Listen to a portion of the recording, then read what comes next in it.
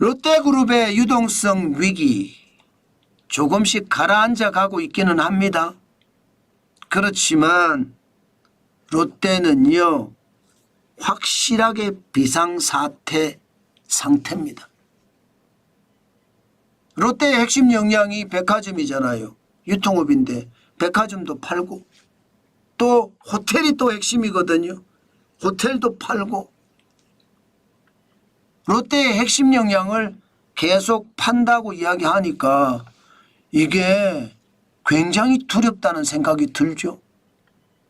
롯데가 안 망한다 이렇게 이야기하기는 참 쉽지 않아 보입니다. 당장 이거 한번 보세요. 롯데그룹 자산유동화 계획을 보면요. 부동산으로 6조 이상을 만들어내겠다는 거예요. 부동산으로 6조 이상을 만들어내겠다는 것은요. 결국 말입니다. 롯데백화점 매각을 하겠다는 겁니다. 백화점이 부동산을 깔고 앉았잖아요. 당장 부산 센텀시티점 지금 팔려고 내놨습니다. 부산 센텀시티점을 팔고요. 리스 형식으로 다시 빌리 쓰는 겁니다. 그런데 여러분 본입찰 매각 결과 4곳이나 사겠다고 뛰어들었다고 합니다. 4곳이나. 그러면 여러분 결국 말입니다. 롯데백화점 매각은 백화점을 매각한다는 이야기가 현실이 된다는 뜻이잖아요.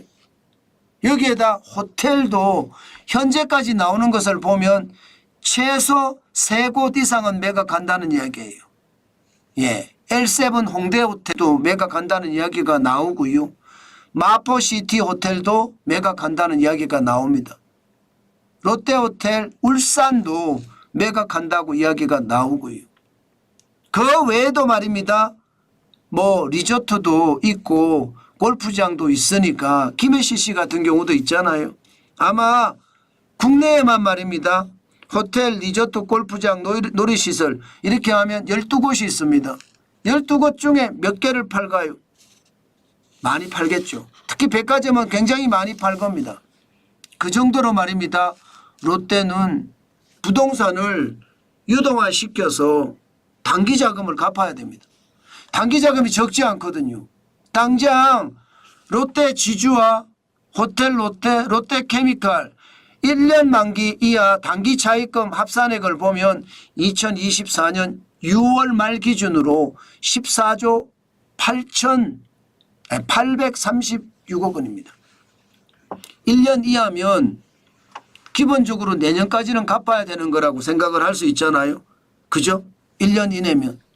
내년까지 갚아야 되는 돈이 14조 836억 원이니까 적지 않죠. 2021년만 하더라도 7조 2200억 원이었습니다. 2년 6개월 사이에 95.1% 늘어났습니다. 6조 8636억 원이 굉장히 많이 늘어났죠. 저는 여러분 코로나 팬데믹 이후에 롯데의 경영이 저는 굉장히 잘못됐다고 생각을 합니다. 제가 여러분에게 진짜 열심히 말씀을 드린 거 기억나실 거예요. 코로나 팬데믹 때 롯데가 지금 살 수 있는 방법은 결국은 온라인을 강화할 수밖에 없다. 온라인을 강화하려면 롯데가 충분히 할 수 있는 쿠팡과의 대결에서 이길 수 있는 그런 회사를 M&A 해야 된다. 제가 그렇게 말씀을 드렸습니다. 기존의 롯데온을 가지고는 할 수가 없다. 이미 사람들은 롯데는 한불간 어떤 기업에 대한 생각을 한다. 한물간 기업으로 생각을 하니까 이게 기본적으로 안 된다. 그래서 마켓컬리를 인수하면 어떠냐. 제가 그런 말씀도 드렸습니다. 아마 그때 마켓컬리를 인수를 해서 신선 식품부터 시작을 해서 자동차까지 계속 팔았다면 롯데가 저렇게 됐을까요? 롯데는 결국 말입니다. 형제간의 다툼부터 시작을 해서요. 시장에 적극적으로 대응하지 못하기 때문에 지금 롯데는 위기를 맞았다. 이 위기를 극복할 거냐? 극복할 수 없으냐?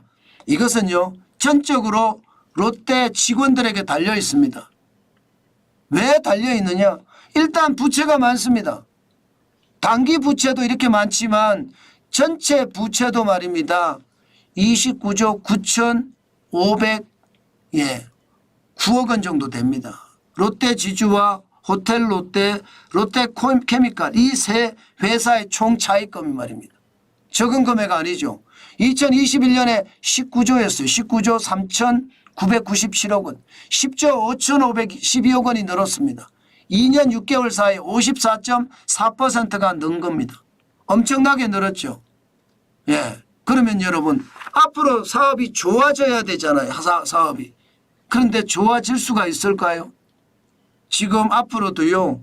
단기 유동성을 막아낸다고 하더라도 쉽지 않아요. 롯데의 최대 캐시카우가 롯데케미칼이거든요. 여러분 알다시피 화학산업이 어떻게 됐습니까? 중국의 저가 파산 공세에 지금 화학이 완전히 몰락해 가고 있는 건 여러분 아시잖아요.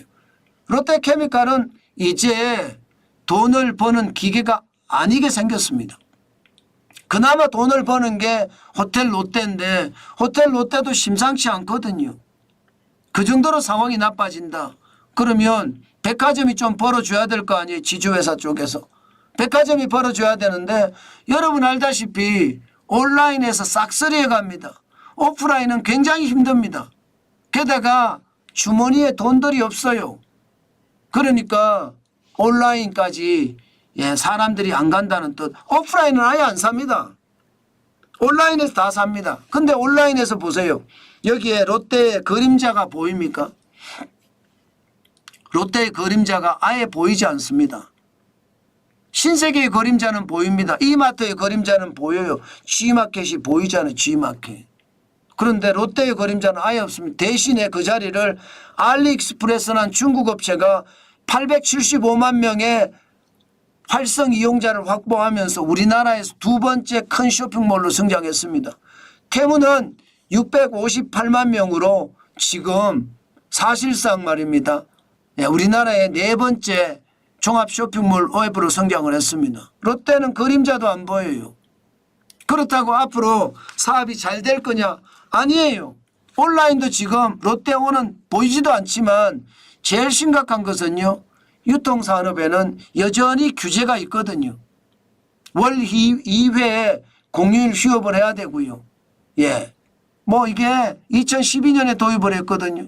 지금은 사실 맞지도 않는 것 같은데 쉽지 않습니다. 게다가 심각한 거 보세요.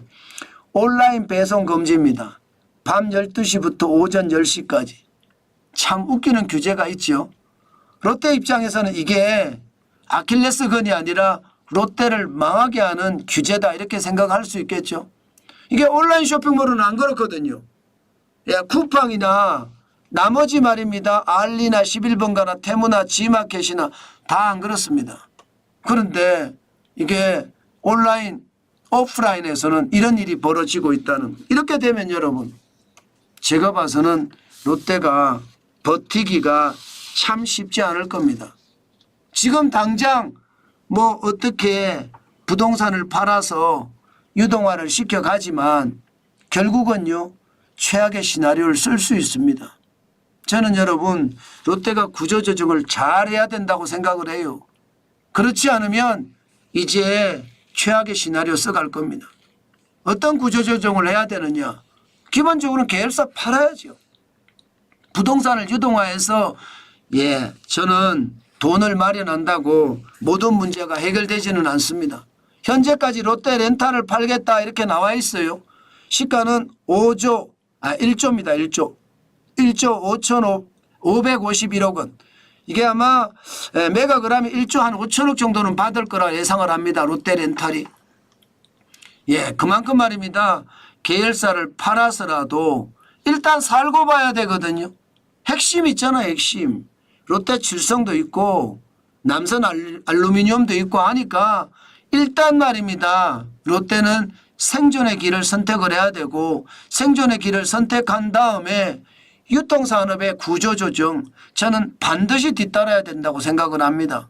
지금의 말입니다. 백화점을 줄이고 마트를 줄이고 롭스를 줄이는 게 중요한 게 아니에요. 이게 어떻게 수익을 낼 것인가가 중요하거든요. 줄이는 것까지는 좋은지 모르지만 롯데온이 온라인 쇼핑몰이 지금 제대로 자리를 못 잡아가잖아요. 이거 안 하면 롯데는 비상사태로 끝나지 않을 겁니다. 더 큰 위기감도 벌어질 거다. 저는 그렇게 생각합니다. 그만큼 대한민국의 상황 참 좋지 않다. 그 말씀